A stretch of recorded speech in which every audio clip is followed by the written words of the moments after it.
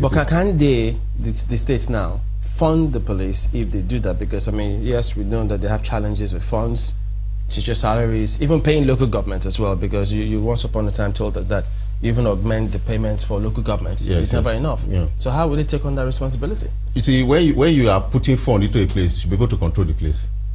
Oh.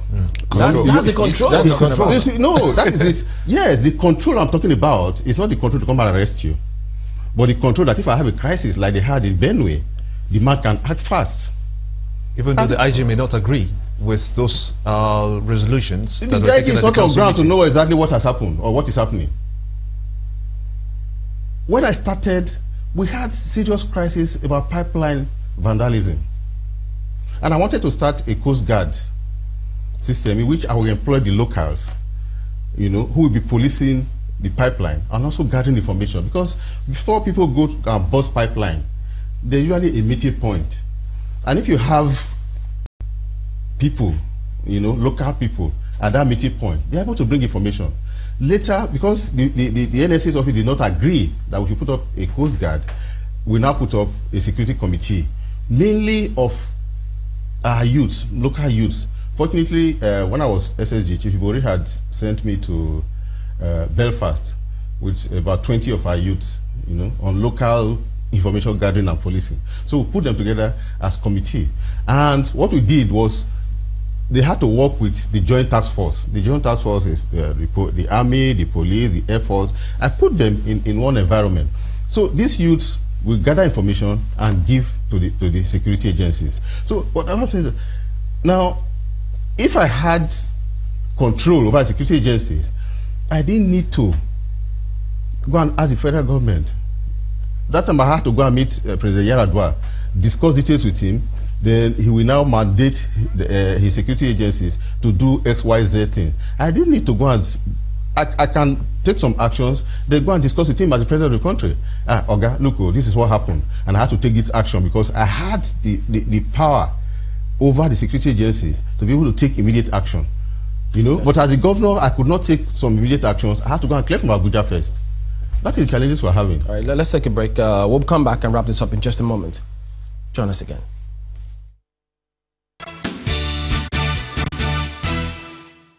Welcome back. It's our concluding moments now on this matter and with Dr. Uduaghan.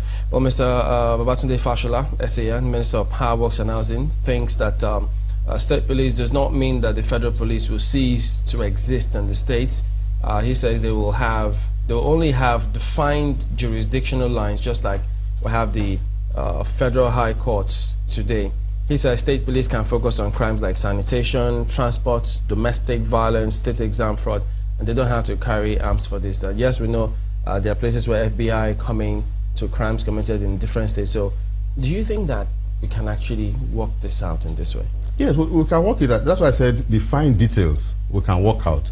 Now, when we even talk about state police, for me, really, the police should not even end at the state level. It should even go down to the local government council level. Would the states allow that to happen? Because we know that it is not whether the state allows it or not, it's whether we're able to agree on a law. That must happen. Yeah, that must happen.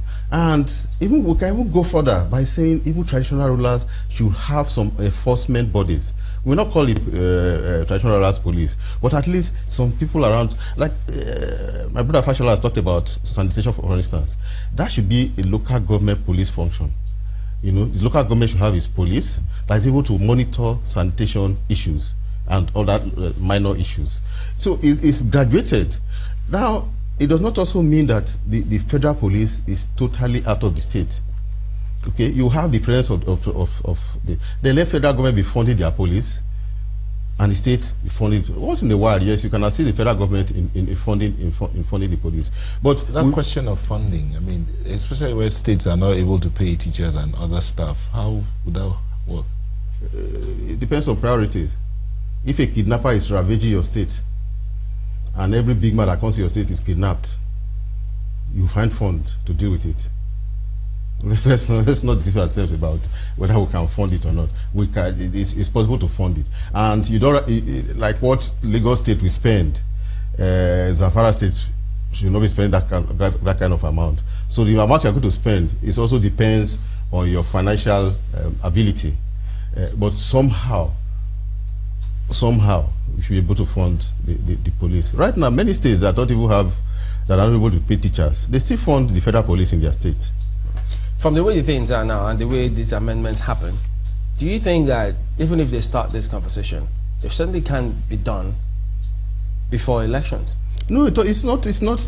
People are looking at it for this coming election. No, state police, for me, is a long-term thing. Because people feel that the next we should not, it might just die. No. We should not rush it. It's not something that has to be rushed, or we must finish it and it must be used for the next election. And when I was advocating for it, we had a lot of challenges in our governors forum. Many governors did not want it. Some of us wanted it. People were joking, because of 2015 election. And I said, no, it doesn't even have to start in before 2015. Excuse me, it could have started 2016 and all that. There are laws that have been moving from one legislative session to another. The PIBB, for instance, is being on, but at least for this legislative session, they've been able to break it to 4, and they've approved one part of it. Gradually, they will approve the 4. It might not be this legislative session, it might be the next one. So if we start the police, we can also gradually build on it, over time, until we get it right. All right, we'll have to anchor at that point. Dr. Emmanuel Uduaghan is the former governor of Delta State. Thank you for coming on this morning. And that's the show as well. We thank you all for watching. We'll see you tomorrow. I'm Chamberlain Uso. I'm Gimba Umar. And I'm Neo Taigwe. Have yourself a beautiful day. I'm Maukwe Ogun Yusuf. I'm Ajuri Ngelale, and I'm wishing you a wonderful week ahead.